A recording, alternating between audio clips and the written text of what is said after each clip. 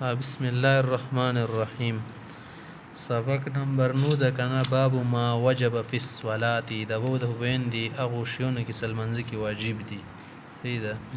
وهي سبعه اغه سودی ودی این باب آن چیزها است که واجب است در نماز و آن هفت است. سودی واجب مسر المنځ کې وشیوندي. نمبر 1 الاول قراءة الفاتحه، اول خواندن سوره فاتحه است. ټول اول شد سوره فاتحه یل دی. سیده الحمد شریف یل دا واجب دی. نمبر 2 الثاني القعدة الاولى، دوم نشستگی اول است، اول قاعده دا واجب ده. نمبر 3 والثالث قراءة التشهد، تحیات یل فی القعدة الاخیرة اخیری قاعده کی خواندن تحیات است در نشستگی اخیری قاعده کی. والرابع څلورم نمبر جهر الامام، امام بتیز یل فی القراءة د قرات فيما يجهر به پاغ منځ کی سکی جوات بنیل شی. نه چهارم بلند خواندن امام است قرات در نماز، در آن نماز که بلند خوانی می شود.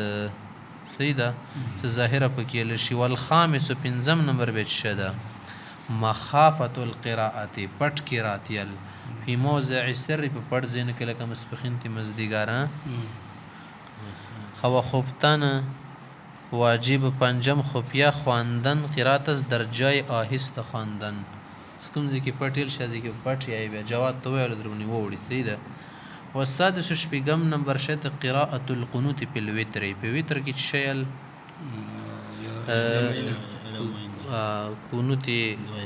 قنوت تل شي دعای قنوت ال. سیده دا پکې یای دنه بیر نه کی. سیده واجب ششم شد خواندن دعای قنوت است در وتر، په وتر کې شیل دعای قنوت یل.